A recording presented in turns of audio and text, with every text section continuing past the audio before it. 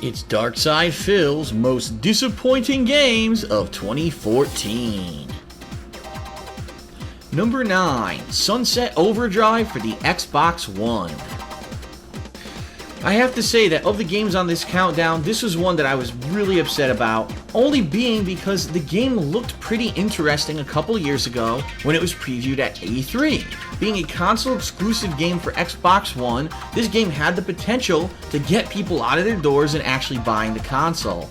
Unfortunately, Sunset Overdrive doesn't really live up to any of the expectations that it generated over the 2 years that it was in development and was publicly announced. The game doesn't know what it wants to be. It's some kind of a unique combination of hipster mentality, weird kind of retro, but also indie rock kind of an atmosphere and music. It has all these different elements from pop culture, corporate references that are kind of like sticking it to a capitalistic society. It's the apocalypse, but everyone seems to be okay with it. They actually called it the awesome apocalypse while people are dying all around them.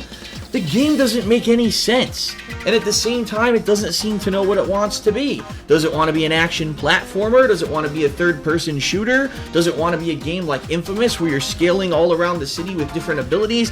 The game is all of those, but really doesn't deliver much of an original experience in any of them. If anything, the core gameplay mechanic that they tried to make original to the game, which is the fact that if you continuously grind on rails, you'll build up combos as you shoot your weapons, which actually give you bonuses to your damage, to defense, and all kinds of effects that happen with these guns and their ammo. It's not very fun. It just becomes an incredible grind of repetitiveness. You grinding around on rails, repetitively killing wave after wave after wave of enemies, and there's just no real reason to play this game. It actually ends up feeling like a cheap knockoff of the comedy of Saints Row. It ends up being really forced half the time and not really funny.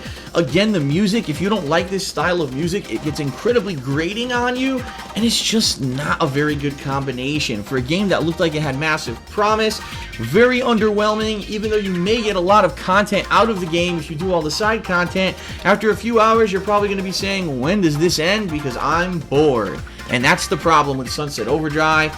It's boring. Coming up next on the countdown, a franchise that remained on the shelf for quite some time returns to underwhelming results. Take a look.